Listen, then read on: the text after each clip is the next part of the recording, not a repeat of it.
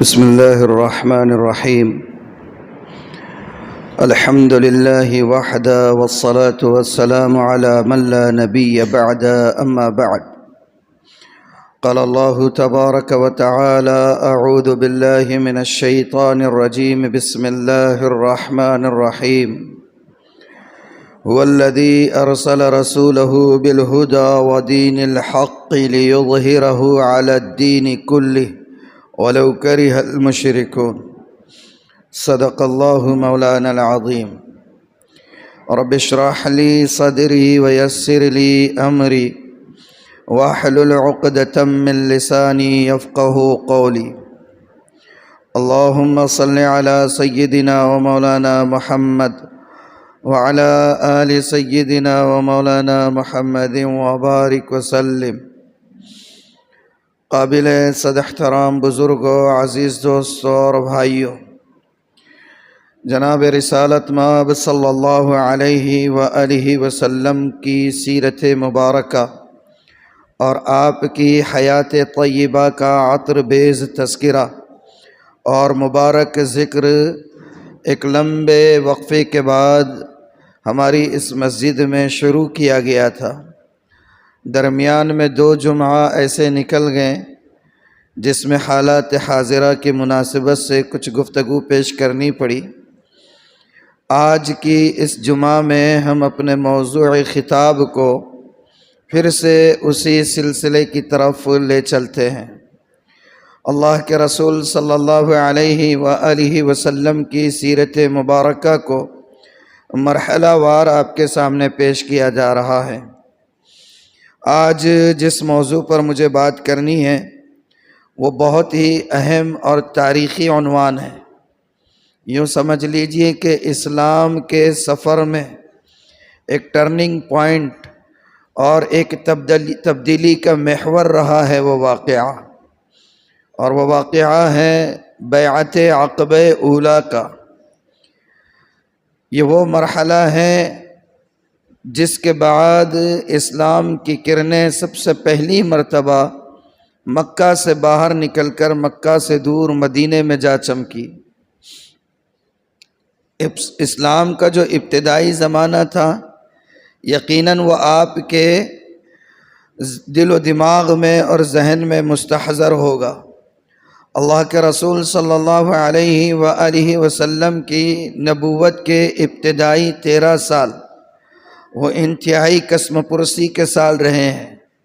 آپ دن و رات، صبح و شام، تنہائی میں، مجمع میں، انفرادی طور پر افراد کو اور گروپ کی شکل میں جمع لوگوں کو ہر وقت اللہ کے دین کی دعوت کا فریضہ آپ انجام دیا کرتے تھے، اور جو اس دعوت کو قبول کرتا بدقسمتی سے سرداران مکہ، سرداران قریش ان لوگوں کو اپنے ظلم و ستم کا نشانہ بنایا کرتے تھے۔ غریب، پسماندہ، غلام اور نچلے طبقات نے آپ کی بات کو قبول تو کیا، لیکن مکہ کے جو سردار تھے، قریش کے جو سردار تھے، بڑے بڑے قبیلے کے جو وڈیرے قسم کے افراد تھے، ان لوگوں نے آپ کی دعوت کو قبول نہیں کیا۔ لیکن آپ حوصلہ شکن نہیں ہوئے، آپ نے عزم نہیں چھوڑا، آپ مستقل اور مسلسل محنت کرتے رہے۔ آپ کے ساتھیوں کو ستایا گیا، زد و کوب کیا گیا، ظلم و ستم کا نشانہ بنایا گیا، خود آپ کے اوپر جو ہے سارے مسائل کھڑے کیے گئے، آپ کا سماجی اور معاشرتی اور سوشل بائیکاٹ کیا گیا، اور شیب ابی طالب میں آپ کو 3 سال تک کوارنٹائن رہنا پڑا۔ یہ ساری چیزیں چلتی رہی، لیکن نبی کریم صلی اللہ علیہ وآلہ وسلم قربان جائیے، ان سارے مشاکل کے باوجود، ان سارے مصیبتوں کے باوجود، ان تمام تر حالات کے باوجود آپ نے اپنی دعوت کے سلسلے میں ایک قدم بھی پیچھے نہیں ہٹایا، بلکہ آپ مسلسل اور آپ مسلسل لگے رہے، کام کرتے رہے، کوششیں کرتے رہے، لوگوں کو دعوت دیتے رہیں، اور کوئی موقع ایسا نہیں ہوتا جس کو آپ ہاتھ سے جانے دیتے اور لوگوں کو اللہ کے دین کی دعوت نہ دیتے ہوں۔ آپ نے جو اسٹریٹجی اپنائی دعوت کے شیوع کے لیے اور دعوت و تبلیغ کی عام کرنے کے لیے وہ بہت حکمت سے لبریز یعنی کہ طریقے تھے۔ اس میں ایک سب سے ممتاز طریقہ جو آپ نے اپنی دعوت کو عام کرنے کے لیے اختیار کیا تھا وہ یہ ہے کہ مکہ کی جو زمینی صورتحال تھی اس سے آپ واقف ہیں کہ وہاں اللہ کا گھر خانہ کعبہ موجود ہے، اور بہت پہلے سے لوگ پوری دنیا بھر سے اس کے حج کے لیے آیا کرتے تھے۔ یہ اور بات تھی کہ حج کے وہ ساری روحانیت اور حج کے روحانی پہلو اس کا ان لوگوں کے پاس ذرہ برابر بھی کوئی تذکرہ نہیں تھا، کوئی چیز موجود نہیں تھی، بس رسومات تھی جس کو وہ لوگ ادا کیا کرتے تھے، آیا کرتے تھے، مکہ میں آتے تھے، مینا میں ٹھہرتے تھے، عرفات میں جاتے تھے، مزدلفہ میں رات گزارتے تھے۔ یہ ساری چیزیں ان کے بھی حج میں ہوتی تھی قریش کو چھوڑ کر، اس لیے کہ قریش جو تھے وہ عرفات میں نہیں جایا کرتے تھے۔ قریش یہ کہتے تھے ہم خانہ کعبہ کے مجاور ہیں، متولی ہے، ہمارا مقام بڑا ہے، ہم جو ہے مکہ سے باہر نہیں جائیں گے، عرفات میں ہمیں جانے کی ضرورت نہیں، ہم تو اصل یہیں کے ہیں، ہمیں حج کے لیے وہاں جانے کی ضرورت ہی کیا ہے۔ لیکن اللہ تعالیٰ نے قرآن میں ان کی اصلاح فرمائی اور فرمایا الحج علی عرفہ، حج تو عرفہ کا نام ہے، عرفات میں قیام تو ضروری ہے، اس کے بغیر حج ہی نہیں ہوگا۔ آپ سردار ہو، آپ متولی ہو، آپ مجاور ہو، آپ صدر ہو، ذمہ دار ہو، جو بھی ہو، آپ کو عرفہ کے میدان میں آنا پڑے گا۔ بہرحال یہ ایک الگ موضوع ہے۔ اللہ کے رسول صلی اللہ علیہ وآلہ وسلم حج کے موقع پر جو افراد مکہ میں آیا کرتے تھے، قبیلے قبیلے، افراد افراد، گروہ گروہ اور جماعتیں جماعتیں مل کر جو آیا کرتی تھی، اللہ کے رسول صلی اللہ علیہ وآلہ وسلم ان کے پاس جاتے، ان کے قبیلوں میں جاتے، جہاں پڑاؤ ہوتا، جہاں خیمہ لگا ہوتا، وہاں آپ بنفس نفیس تشریف لے جاتے اور ان کے سامنے اللہ کا پیغام سناتے اور یہ کہتے کہ یا بنی فلاں انی رسول اللہ علیکم، اے فلاں قبیلے کے لوگوں، مجھے اللہ نے تمہارے لیے رسول بنا کر بھیجا ہے، یأمرکم ان تعبدوا اللہ، وہ اللہ اس بات کا حکم دیتا ہے کہ تم اللہ کی عبادت کرو، ولا تشرکوا بہ شیئا، اور اس کے ساتھ کسی کو شریک مت کرنا، اللہ کے ساتھ کسی کو شریک مت کرنا۔ وَإِن تَتْرُكُوا مَا أَنْتُمْ عَلَيْهِ مِنْ عِبَادَةِ الْأَوْثَانِ، اور اگر تم نے، اور اس بات کا بھی اللہ تعالیٰ وَأَن تَتْرُكُوا مَا عَلَيْهِ مَا أَنْتُمْ عَلَيْهِ، اور اللہ اس بات کا بھی حکم دیتا ہے کہ جن بتوں کی، جن مورتیوں کی، جن پتھروں کی تم عبادت کرتے ہو ان کو چھوڑ ڈالو، اللہ کی عبادت کرو۔ اللہ نے کائنات کو پیدا کیا، اللہ خالق ہے، اللہ مالک ہے، اور اسی کے آگے تمہارا سر جھکنا چاہیے۔ اللہ کے رسول نے یہ اسٹریٹجی اپنائی اپنے مشن کی تبلیغ کے لیے، اپنے مشن کو، اپنے فریضے کو، اپنے دعوت کو عام کرنے کے لیے۔ سرداران مکہ روک رہے ہیں، دشمنی پر اترے ہوئے ہیں، مکہ آپ کی بات کو قبول نہیں کر رہا، خاص طور پر وہ طبقہ جو ہائی کلاس کا طبقہ ہے، اونچی ذات کے لوگ، سردار لوگ، وڈیرے لوگ، وہ آپ کی بات کو قبول نہیں کر رہے ہیں، لیکن آپ عزم نہیں چھوڑ رہے، حوصلہ نہیں چھوڑ رہے، آنے والے قبائل میں جا رہے ہیں اور ان کے سامنے اپنی دعوت کو رکھتے ہیں۔ اور قریش مکہ، سرداران مکہ اس پر بھی بس نہیں کرتے، جہاں جہاں آپ جس قبیلے کے پاس، جس جماعت کے پاس اور جس گروہ کے پاس بھی اللہ کے پیغام کو لے کر پہنچتے، مکہ والے پیچھے پیچھے آپ کے ساتھ چلتے، اور جب آپ اپنی بات کرتے تو ان لوگوں سے یہ کہتے جن سے آپ بات کرتے کہ او فلاں قبیلے کے لوگوں، اس شخص کی بات مت سننا، یہ بڑا اچھا آدمی تھا لیکن پتہ نہیں کیا ہو گیا ہے کہ گزشتہ چند دنوں سے بہت بہکی باتیں کرنے لگا ہے، جب کبھی کوئی بات کرتا ہے اور کوئی اس کی بات کو قبول کرتا ہے تو وہ قبول کرنے والا شخص خود کا نہیں ہوتا ہے، نہ اپنے ماں کا، نہ باپ کا، نہ رشتہ داروں کا، نہ قبیلے کا، وہ سب سے ٹوٹ جاتا ہے۔ اس لیے ہم یہ کہتے ہیں یہ شخص ستیا گیا ہے، اس کی باتوں میں نہ آئے، نعوذ باللہ ثم نعوذ باللہ۔ وہ لوگ اس طریقے سے جو ہے آنے والے قبیلوں کو روکا کرتے تھے، لیکن اللہ کے رسول صلی اللہ علیہ وآلہ وسلم مستقل اپنی محنت میں لگے رہے۔ لیکن پھر ایک خوشخبری کا دن آیا، نبوت کے 11ویں سال میں، نبوت کے 11ویں سال میں ہم تسلسل کے ساتھ اللہ کے رسول کی سیرت کو بیان کر رہے ہیں۔ یہ تقریباً ہمارا 25واں یعنی کہ خطبہ ہے، 25واں ہفتہ ہے جس میں بات ہو رہی ہے۔ اور آپ کو یاد ہوگا کہ 2 ہفتے پہلے، چونکہ 2 ہفتے حالات حاضرہ کے تناسب سے بات ہو گئی تھی فلسطین کے اوپر اور ملک کی آزادی کے حوالے سے، اس سے پہلے جو بات ہوئی تھی آپ کے ذہن میں شاید ہوگا کہ ہم نے طائف کے واقعے کو اور اس سے پہلے اللہ کے رسول کے غم کے سال کو بیان کیا تھا، اور غم کا سال نبوت کے 10ویں سال میں ہوا تھا۔ اس کے بعد آپ نے طائف کا سفر کیا تھا، اور یہ اب جو بات آ رہی ہے یہ نبوت کا 11واں سال ہے، یعنی اللہ نے آپ کو نبی بنایا، اس کے 11ویں سال میں یہ ہوا کہ آپ اپنی اسٹریٹجی کے مطابق مختلف قبیلوں کو جا کر اللہ کے دین کی دعوت دینے لگے، پیغام پہنچانے لگے۔ تو 6 لوگ آپ کو نظر آئے، 6 لوگ تھے جو یثرب سے آئے تھے، جس کو آج کل مدینہ کہتے ہیں۔ یثرب کے رہنے والے تھے، مدینہ کے، اور مدینہ میں عام طور پر 5 قبیلے رہتے تھے۔ 5 قبیلوں کے اوپر پورا مدینہ مشتمل تھا، جس میں سے 2 قبیلے مشرک تھے جن کو اوس اور خزرج کہا جاتا ہے۔ اوس اور خزرج یہ دونوں چچیرے بھائی تھے، اور انہی کی جو نسلیں ہیں وہ اوس اور خزرج قبیلوں سے کے نام سے متعارف ہوئی ہے۔ تو مدینہ کے اندر اوس اور خزرج 2 مشرک قبیلے تھے، اور 3 یہودی قبیلے رہتے تھے، بنو قینقاع، بنو نذیر اور بنو قریظہ۔ یہ 3 یہودی قبیلے اور 2 مشرک قبیلے تھے۔ ٹوٹل آبادی یہودیوں کی انہی 5 قبیلوں پر مشتمل تھی۔ اور مدینہ کا پس منظر کچھ ایسا تھا کہ یہودی وہ پڑھے لکھے تھے، مارکیٹ کے اندر ان کا طوطی بولتا تھا، انہوں نے اپنی ایک مونوپولی بنائی ہوئی تھی، ان کا ایک کوڈ ورڈ تھا مارکیٹ کے لیے، اور وہ اسی اعتبار سے مارکیٹ کو ڈیل کیا کرتے تھے۔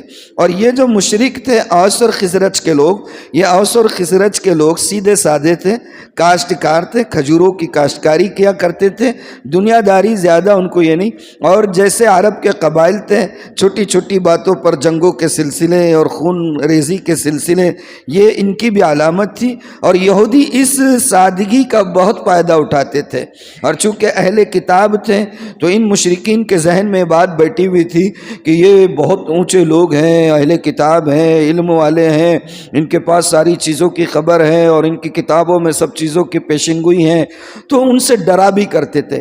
حتیٰ کہ یہودیوں کی اجارہ داری مدینہ پر اس حد تک طاری تھی کہ یہ اوس اور خزرج کے خاندان کے لوگ اگر اپنی بچیوں کی نسبت بھی طے کرتے، شادی کرنی ہوتی، تو عام طور پر ہوتا یہ ہے کہ بچوں کی نسبت طے کرنی ہوتی ہے تو آدمی اپنے سب سے قریبی رشتہ داروں کے ساتھ پہلے صلاح مشورہ کرتا ہے، اور اس کے بعد اس کو جو لگتا ہے کہ میرے دوست احباب میں، میرے جاننے والوں میں یہ میرا سب سے مخلص ہے، تو اس کے سامنے تذکرہ کرتا ہے کہ مجھے اب یہ رشتہ آیا ہے، آگے بڑھنا چاہیے یا نہیں بڑھنا چاہیے۔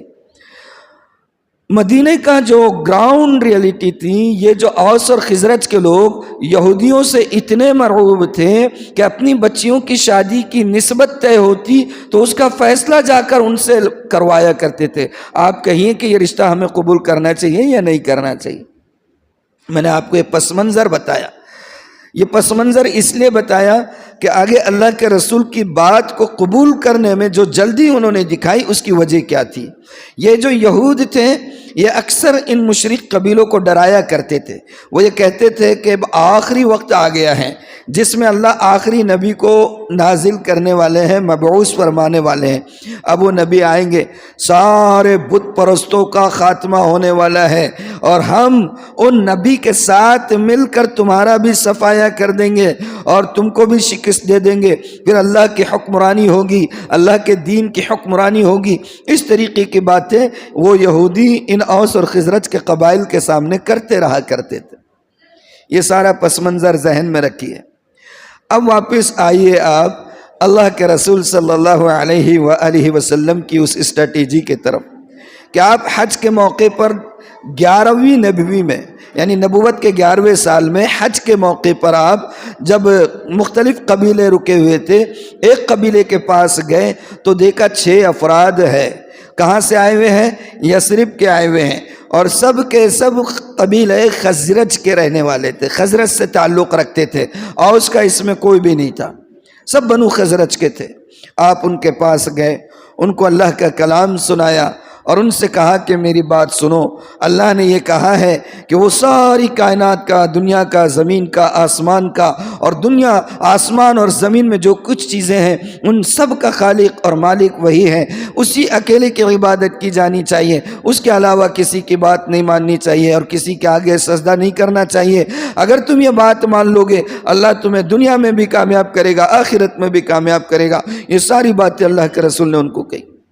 اب ایک نئی بات ان کے کان پر آئی تو وہ آپس میں بات کرنے لگے، ارے بھئی یہ وہ شخص تو نہیں ہے جس کے بارے میں یہودی اپنے کو ڈراتے رہتے ہیں کہ ایک شخص آنے والے ہیں اور وہ نبی ہوں گے اور وہ سارے کفر کا خاتمہ ہوگا۔ ایسا لگتا ہے یہ صاحب جو اپنے کو بتا رہے ہیں یہ وہی ہے، اور یہودی تو بڑے خواب دیکھ رہے ہیں ان کے آنے کے۔ ایسا نہ ہو کہ یہودی بازی مار جائے اور تم پیچھے رہ جاؤ، بات قبول کر لو ان کی، ان کے ساتھ جڑ جاؤ تو اپن ہی کامیاب ہو جائیں گے، یہودیوں کا صفایا ہم کر سکیں گے۔ سادگی دیکھیے کتنی تھی۔ انہوں سب نے اللہ کے رسول صلی اللہ علیہ وآلہ وسلم کی اس بات کو قبول کیا۔ سبحان اللہ۔ یہ ساتھ ساتھ یہ ذہن میں لیتے ہوئے چلیے کہ یہ جو بیعت ہوئی ہے، یعنی بیعت ابھی ہوئی نہیں ہے، یہ جو ملاقات ہوئی ہے، یوں سمجھ لیجئے کہ ریاست مدینہ کی پہلی اینٹ یہ 6 افراد ثابت ہو گئے۔ انہی کی وجہ سے بعد میں اسلام مدینہ میں پھیلا ہے۔ یہ 6 افراد کون تھے؟ تاریخ میں ان کے نام بھی ہیں۔ اس میں ایک تو تھے حضرت اسعد بن زرارہ۔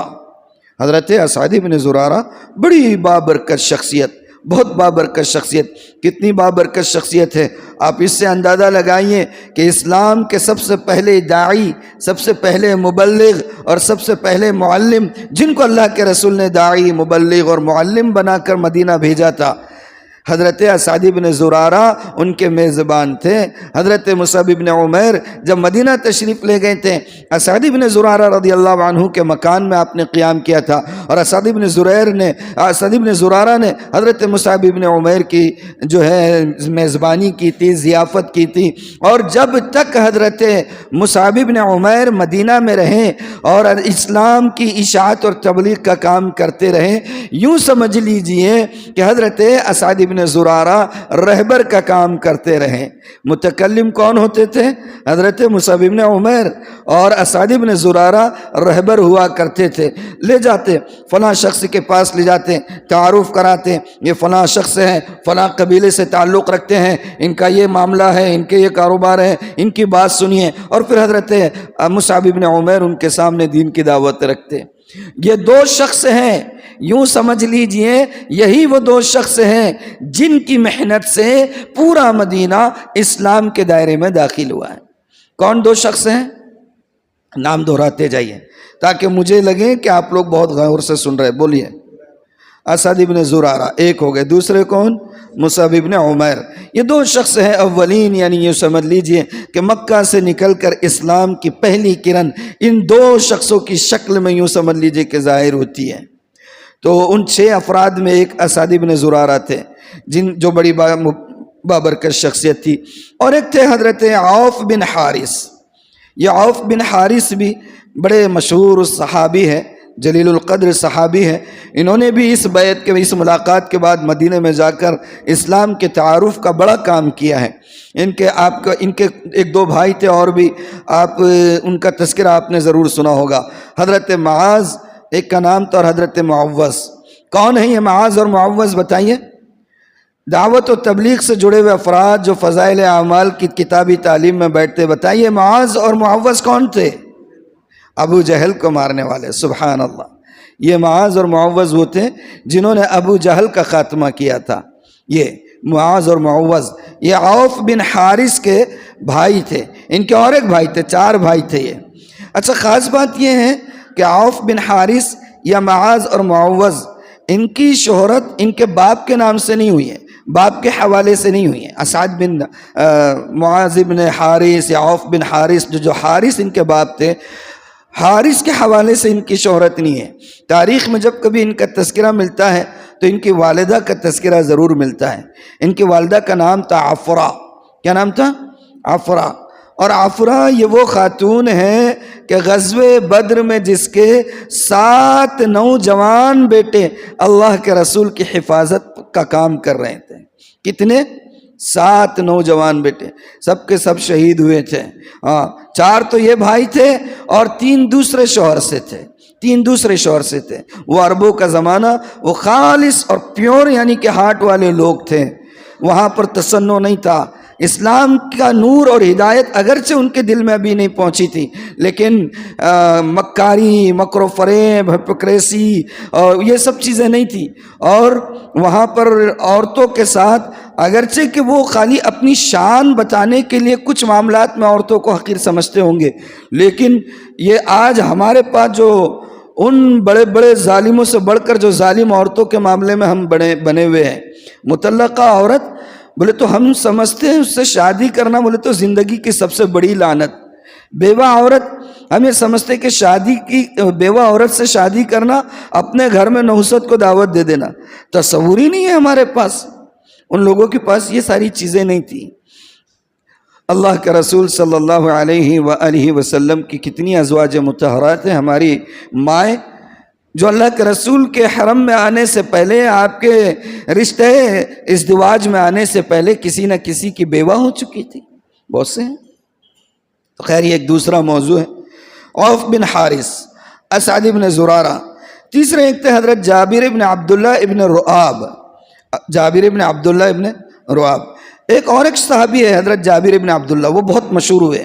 ان سے کئی روایتیں منقول ہیں اور ان کا واقعہ بھی بڑا مشہور ہے کہ غزوہ خندق کے موقع پر میں نے آپ کو سنایا تھا. غزوہ خندق کا تذکرہ غالباً ہمارے تسلسل کے اندر آیا تھا کہ اللہ کے رسول صلی اللہ علیہ وسلم نے مدینے کے دفاع کے لیے چونکہ بہت بڑا لشکر ادھر سے آ رہا تھا مکہ والوں کی طرف سے، اور آپ کی رائے تو یہ تھی کہ باہر نکل کر جو ہے اپنا مقابلہ کیا جائے، لیکن صحابہ کی اکثر رائے یہ آئی تھی کہ نہیں، اپنے کو مدینے میں رہ کر اپنا ڈیفنس کرنا چاہیے، دفاع کرنا چاہیے. اور حضرت سلمان فارسی نے رائے دی تھی کہ مدینے کے پورے اطراف میں خندق کھود دی جائے اور اسی میں جو ہے تو ہم دفاع کریں. اور حضرت سلمان فارسی کی رائے پر عمل ہوا تھا اور خندق کھودی گئی تھی. اللہ کے رسول صلی اللہ علیہ وآلہ وسلم وقت کے نبی، امام الانبیاء، خاتم المرسلین ہو کر آپ نے یہ نہیں کیا کہ آپ بڑے حضرت جی بن کر اور بڑے شیخ الحدیث اور مفسر قرآن بن کر آپ نے صرف اپنے شاگردوں کو اور اپنے بات کے اور اپنی دین کو اور اپنی دعوت کو ماننے والوں کو کام پہ لگا دیا ہو اور آپ خالی بھاشن دیتے چلے آ رہے ہو.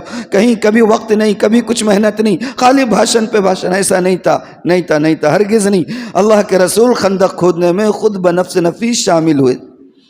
ایک موقع پر آپ نے دیکھا ایک صحابی آئے اپنے بھوک کی شکایت کرنے اور اپنا دامن گریبان اٹھا کر دکھا رہے، پتھر بنا ہوا ہے. اللہ کے رسول صلی اللہ علیہ وآلہ وسلم نے اپنا گریبان اٹھایا، 2 پتھر بنے ہوئے تھے بھوک کی وجہ سے. حضرت جابر ابن عبداللہ نے جب یہ چیز دیکھی تو فوراً وہ کام چھوڑا خندق کی کھدائی کا اور چپکے سے اپنی بیوی کے پاس گئے تھے اور کہا تھا میں نے یہ منظر دیکھا ہے، اللہ کے رسول خندق کھود رہے ہیں اور پیٹ پر آپ کے 2 پتھر بنے ہوئے ہیں بھوک کی وجہ سے. میں تل ملا اٹھاؤں، کچھ ہو تو بتائیں، میں اللہ کے رسول کو بلاؤں. بیوی نے برتن اٹھا کر دیکھا اور کہا دیکھو صرف اللہ کے رسول، اور بہت ہو گیا تو 1 یا 2 افراد کو لے کر آنا، ان سے زیادہ کی گنجائش نہیں ہے، اس لیے خاموشی سے جا کر کہنا آپ کو بڑی عادت ہے مہمان نوازی کی، کہیں ایسا نہ ہو بہت ساروں کو لے آنا. حضرت جابر ابن عبداللہ گئے اور اللہ کے رسول سے آ کر چپکے سے کہا اللہ کے رسول میں گھر پر گیا تھا، 2-3 لوگوں کے کھانے کی گنجائش ہے، میری درخواست ہے آپ قبول فرمائیے اور چلیے. آپ نے کہا آپ جاؤ میں آ رہا ہوں، آپ جاؤ میں آ رہا ہوں. اور آپ نے جتنے خندق کھود رہے تھے سب کو بلا لیا، چلو بھائی چلو کھانے کا نظم ہو گیا، چلیں ساتھ میں، جابر کے پاس دعوت ہے. حضرت جابر تو کان میں بول کر گئے اللہ کے رسول 2-3 لوگوں کا آپ خاموشی سے آنا. اللہ کے رسول کرے چلو بھائی. اور وہاں جا کر جب گھر پر پہنچے تو کہا کیا بنائے؟ کہا شوربہ ہے، روٹی ہے. کہا ادھر لاؤ. اور آپ نے اس سالن کے اندر، شوربے کے اندر اپنا لعاب مبارک ڈالا ہے اور آٹے کے اندر بھی. کہتے ہیں پورے کے پورے افراد جو اللہ کے رسول کے ساتھ تھے سب شکم سیر ہوئے اور کھانا جوں کی توں باقی تھا. حسن یوسف دم عیسیٰ ید بیضا داری، آنچ خوبہ دارن ہما دارن تو تنہا داری.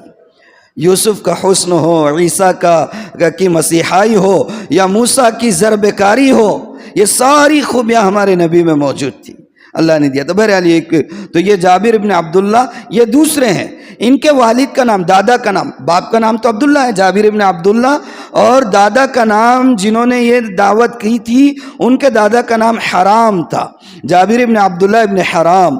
اور یہ جو جابر ہے جو 6 لوگوں میں شامل تھے، یہ جابر ابن عبداللہ ابن رؤاب تھے، تو یہ تیسرے ہو گئے۔ اور ان میں چوتھے تھے رافع بن مالک تھے، عقبہ بن عامر تھے، قطبہ بن عامر تھے۔ تو اس طریقے سے یہ 6 لوگ تھے۔ اللہ کے رسول صلی اللہ علیہ وآلہ وسلم نے ان کے سامنے اپنے دین کو، اپنے پیغام کو، اپنے مشن کو پیش کیا۔ ان لوگوں نے آپ کی بات کو بڑے غور سے سنا اور فوراً ان کو ریئلائز ہوا کہ یہودی ہم کو مدینے میں یہ بات کہتے تھے ایک آخری نبی آئے گا اور اس کے ساتھ مل کر کفر کا خاتمہ ہم کریں گے، جن میں تم لوگوں کو بھی ختم کر دیا جائے گا ان کے ساتھ مل کر۔ تو ان لوگوں نے کہا ارے بھائی یہ وہی لگ رہے ہیں اور اپن پیچھے نہیں رہنا، ایسا نہ ہو کہ یہودی بازی مار جائے اور ان کو پتہ چل جائے کہ وہ نبی آ چکے ہیں اور وہ اپنے مشن کو پھیلا رہے ہیں۔ ان تک خبر پہنچنے سے پہلے ہمیں اس کام کو آگے بڑھ کر ہاتھوں ہاتھ لے لینا چاہیے۔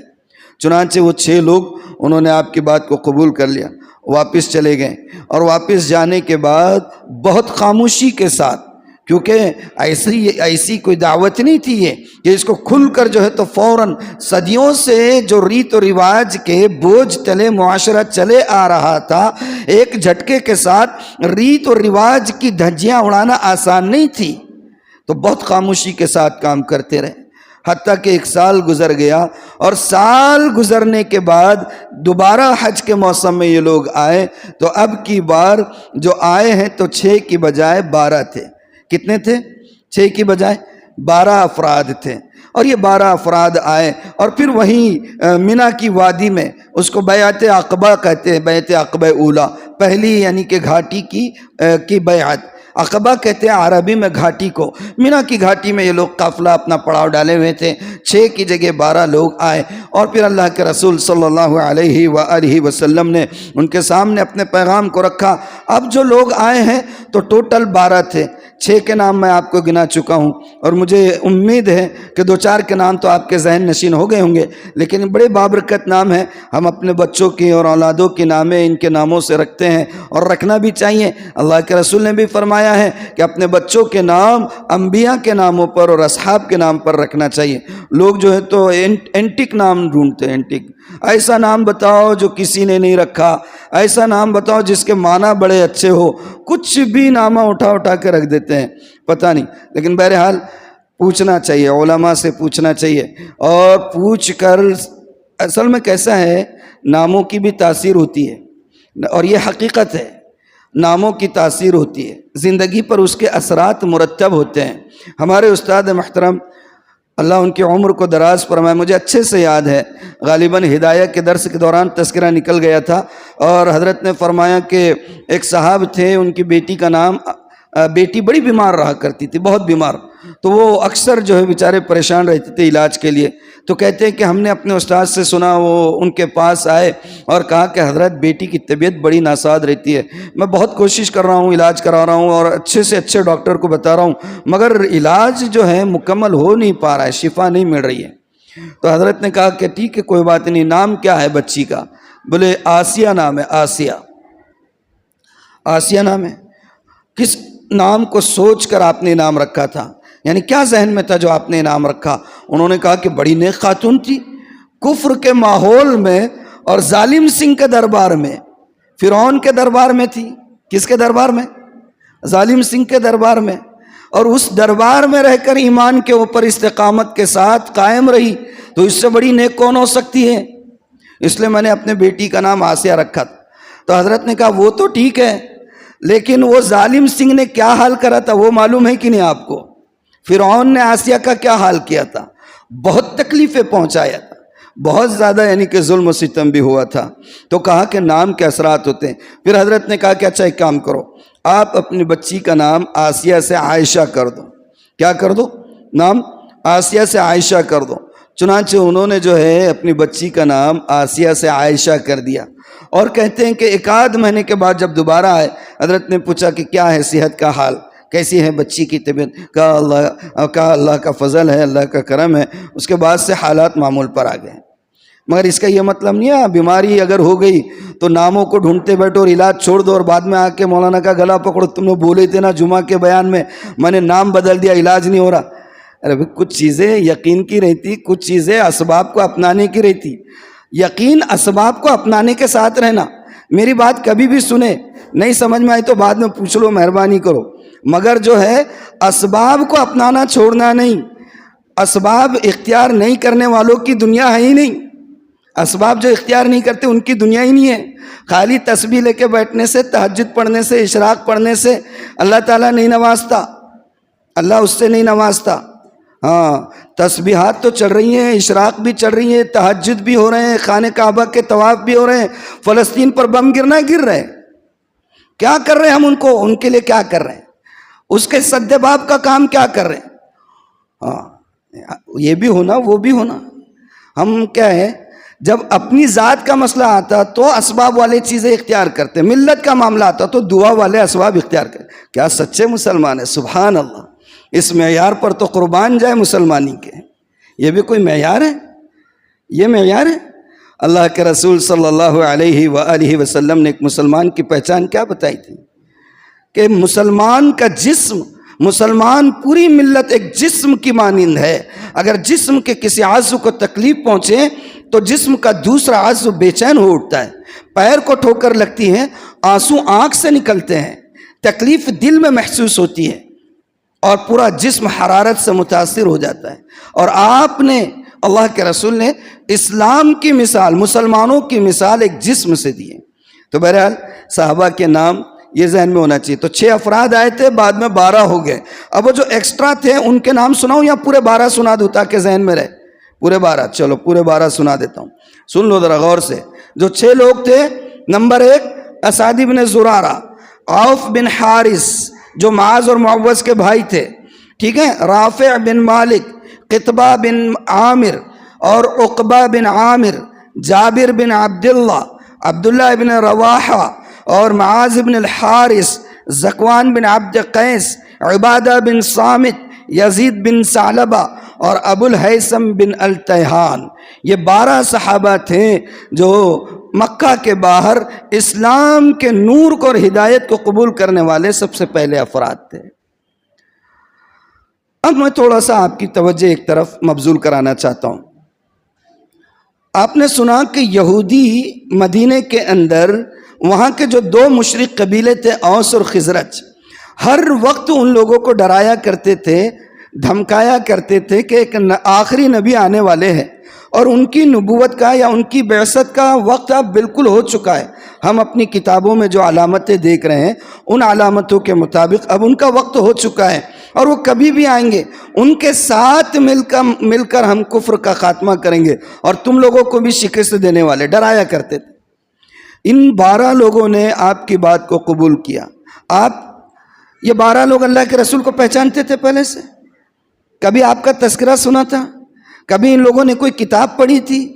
کوئی چیز نہیں تھی، نہ آپ کا نام سنا تھا، نہ یہ پڑھے لکھے تھے، نہ کوئی ہسٹری پڑھی تھی، نہ کوئی چیز ان کے کان تک پہنچی تھی، کچھ نہیں۔ اللہ کے رسول کو پہچانتے بھی نہیں تھے۔ یہود مدینہ کے بارے میں اور یہودیوں کے بارے میں اللہ تعالیٰ نے قرآن میں فرمایا ہے کہ الذین آتیناہم الکتاب یعرفونہ کما یعرفون ابناءہم، یہ جو اہل کتاب ہیں وہ ہمارے نبی کو اس طریقے سے پہچانتے ہیں جس طریقے سے کوئی شخص اپنے بیٹے کو اور اپنی اولاد کو پہچانتا ہے۔ انسان اگر بڑھاپے کی عمر کو پہنچ کر بینائی سے محروم ہو جائے تو بینائی سے محروم ہونے کے باوجود بھی اپنے بچوں کے آنے کی آہٹ سے اندازہ لگا دیتا ہے کہ کون سا بیٹا آیا ہے اور یہ انداز کون سے بچے کے آنے کا ہے، لگا دیتا ہے نا۔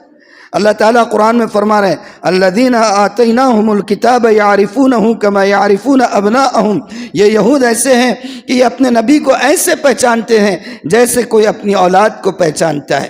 لیکن اس کے بعد اللہ تعالیٰ آگے فرماتے ہیں کہ ان لوگوں نے کیا کیا، فلما جاءہم ما عرفوا کفروا بہ، لیکن جب نبی مبعوث ہو گئے تو انہوں نے پہچاننے کے باوجود انکار کر دیا۔ تو کیا سمجھ میں آیا؟ کسی چیز کو قبول کرنے کے لیے صرف پہچان کافی نہیں ہے، صرف پہچان کافی نہیں ہے. مدینے کے یہودی اللہ کے رسول کو تو ایسے پہچانتے تھے جیسے کوئی اپنی اولاد کو پہچانتا ہو، اور اوس اور خزرج کے لوگوں نے اللہ کے رسول کے بارے میں کبھی سنا بھی نہیں تھا، اور انہوں نے اللہ کے رسول کی بات ان کے کان سے ٹکرائی، فوراً قبول کر لیا. تو اس سے کیا سمجھ میں آتا ہے؟ اس سے بات سمجھ میں آتی ہے کہ حق بات کے قبول کرنے میں جو چیز رکاوٹ بنتی ہے، اکثر وہ کیا چیزیں رکاوٹ بنتی ہے؟ آج بھی ہمارا معاشرہ ان امراض سے جوجھ رہا ہے جو حق بات کو قبول کرنے سے روکتا ہے. سب سے پہلی چیز تو دل کا مرض ہوتا ہے. آدمی جو ہے اگر اس کا صحیح نہیں ہو تو کسی چیز کو قبول نہ کرے.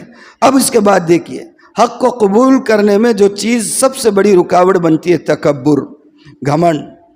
ارے بھائی میں پڑھا لکھا ہوں، میں پیسے والا ہوں، میں اسٹیٹس والا ہوں، میرا مقام بڑا ہے. ان کی اوقات کیا ہے؟ یہ 12,000 اور 15,000 کے امام یہی ایسے بولتے رہتے. اپنے کو وہ معاشرے میں کیا چل رہا وہ دیکھنا پڑے گا نا. ان کی باتیں سنتے رہیں گے تو خالی بس مسجد میں تسبیح لے کے بیٹھنا پڑے گا. یہ تکبر جو ہے حق بات کو قبول کرنے سے روکتا ہے. آج صدیاں گزر گئی، مسجد و ممبر کے محراب سے، مسجد کے ممبر و محراب سے علماء اصلاح معاشرہ کی جس وقت جس پہلو کو بیان کرنے کی ضرورت ہوتی ہے بیان کرتے رہتے ہیں، مگر آج بھی آپ معاشرے میں اتر کر دیکھیے وہ پہلو اسی طریقے سے تشنہ اصلاح رہتا ہے. اصلاح کا یعنی کہ ضرورت وہاں پر محسوس ہوتی ہے. کیوں؟ اس لیے کہ سنتے ہیں، سن کر قبول نہیں کرتے ہیں. وہ اندر رہتا ہے کہیں نہ کہیں، میں فلاں ہوں، میں یہ ہوں. یہ چیز رکاوٹ بنتی ہے. دوسرے حسد بھی جو ہے انسان کو کبھی حق بات قبول نہیں کرنے دیتا ہے. ہم میں کیوں نہیں نبی آئے؟ ان میں کیوں چلے گئے؟ یہ کیوں کہہ رہا ہے؟ اس کی کیا اوقات ہے؟ یہ بات کا ہے، یہ پہلے کا نہیں. یہ حسد بھی انسان کو حق بات قبول کرنے سے روکتا ہے. چلو میں مانتا ہوں سپوز کہ یہ دو چیزیں ہمارے اندر نہیں ہوگی، تکبر بھی نہیں ہوگا، حسد بھی نہیں ہوگا، پھر اصلاح کیوں نہیں ہو رہی ہے؟ بات کا اثر کیوں نہیں ہو رہا ہے؟ حق بات قبول کرنے میں ایک تیسری چیز جو رکاوٹ بنتی ہے، حب دنیا اور اقتدار اور منصب اور عہدے اور جاہ کی خواہش. مجھے امیر ہونا چاہیے، مجھے ذمہ دار ہونا چاہیے، مجھے صدر ہونا چاہیے، میرا وقت زیادہ لگا، میں بڑا عالم، میں قرآن پڑھنے والا، میں فلاں، میں اس کی بات کیوں سنوں؟ انہیں یہاں پر نہیں رہتا، انہیں وہاں نہیں رہتا. یہ ساری چیزیں جو ہیں انسان کے اندر اخلاص پیدا نہیں ہونے دیتی، اس کو حق بات قبول کرنے نہیں دیتی. سیرت کو کبھی بھی آپ پڑھیں گے، یا مجھ سے سنیں یا کسی سے سنیں یا پڑھیں، خدا کے واسطے جب بھی سیرت پڑھیں تو اس سے حاصل ہونے والے اسباق ہر واقعے میں اللہ نے لَقَدْ كَانَ لَكُمْ فِي رَسُولِ اللَّهِ أُسْوَةٌ حَسَنَةٌ، یوں ہی تو نہیں کہا کہ اے پیغمبر آپ کی سیرت کے اندر، آپ کی حیات اور آپ کی زندگی کے ہر مرحلے کے اندر پوری انسانیت کے لیے ایک آئیڈیل نمونہ ہے. تو اس کو اخذ کرنا پڑے گا نا، اس کو اخذ کرنا پڑے گا. اور حق بات کو قبول کرنے میں سب سے زیادہ معاون چیزیں کون سی ہوتی ہے؟ اخلاص، تواضع. انما یخشی اللہ من عبادہ العلماء. اللہ نے کہا اللہ سے سب سے زیادہ ڈرنے والے وہ ہوتے ہیں جن کے اندر علم ہوتا ہے، تواضع ہوتی ہے، عاجزی ہوتی ہے، انکساری ہوتی ہے، ان کے اندر اللہ کا ڈر پیدا ہوتا ہے. انصاف پسند مزاج ہونا چاہیے، جرأت اتباع ہونا. معاشرہ کیا کہہ رہا ہے، معاشرہ کدھر جا رہا ہے، میں اگر یہ چیز اپناؤں گا تو سماج کیا کہے گا، قبیلے والے کیا کہیں گے، اس کی فکر نہیں ہونا چاہیے. حق ہے تو حق کو قبول کرنا ہے، چاہے معاشرہ کدھر بھی چلا جائے. اوس اور خزرج کے 6 لوگ آئے، انہوں جانتے تھے کہ پورا مدینہ بشمول یہود اور ان کے دونوں قبیلے کے کوئی ان کی بات کو شاید نہیں قبول کرے گا، لیکن جرأت دکھائی، انہوں نے حوصلہ دکھایا. تو یہ حوصلہ ہونا چاہیے. آپ دیکھیں اگر مدینے میں بھی ایسا نہیں ہے، یہودیوں میں عبداللہ ابن سلام تھے، زید بن صنعا تھے، یہ بہت بڑے عالم تھے، ایسے بڑے بڑے پادری تھے کہ دنیا بھر کے عیسائی اور یہودی ان کے خدمت میں آیا کرتے تھے، قدم بوسی کیا کرتے تھے. لیکن ان لوگوں کے دل صاف تھے، ان کو اللہ نے اسلام کی دولت سے مالا مال کیا. تو یہ 6 لوگ تھے پہلے، اور پھر 12 لوگ آئے، اور 12 لوگ آنے کے بعد انہوں نے اللہ کے رسول صلی اللہ علیہ وسلم کے ہاتھ پر بیعت کی. اور بیعت کس بات پر تھی؟ بیعت اس بات پر تھی کہ اللہ کے سوا کسی کو شریک نہیں کرو گے، اللہ کو ایک مانو گے، زنا نہیں کرو گے، شراب نہیں پیو گے، چوری نہیں کرو گے، اور اپنے بھائی کے ساتھ خیانت نہیں کرو گے. آپ نے اس میں کسی چیز کے باہر ہی نہیں، اصلاح کی طرف آپ نے یہ کیا، بس اتنا ہی وعدہ ہوا ہے۔ اور یہ لوگ بارہ گئے اور انہوں نے درخواست کی کہ ہمارے ساتھ کسی معلم کو بھیجیے۔ اللہ کے رسول نے مصعب ابن عمیر کو بھیجا، اور مصعب ابن عمیر حضرت اسعد بن زرارہ کے مکان پر دولت کدے پر تشریف رکھے، اور وہیں سے آپ نے محنت کی، اور اس کے نتیجے میں پھر اگلے سال 72 لوگ آئے، اور پھر وہ 72 لوگوں نے دوسری بیعت کی۔ یہ پہلی بیعت تھی 12 لوگوں کی، اور 72 لوگوں کی پھر اگلے سال جو ہے تو بیعت ہوئی ہے۔ اب اس پر اگر اللہ تعالی حیات مستعار عطا فرمائے اور اللہ کی توفیق شامل رہی تو انشاءاللہ بیعت عقبہ ثانیہ اور اس سے ملنے والے اسباق پر اگلے جمعہ میں کچھ گفتگو کریں گے۔ آپ سے گزارش ہے اگر سنتیں نہ پڑھی ہو تو فوراً سنتیں پڑھ لیں۔ وآخر دعوانا الحمدللہ۔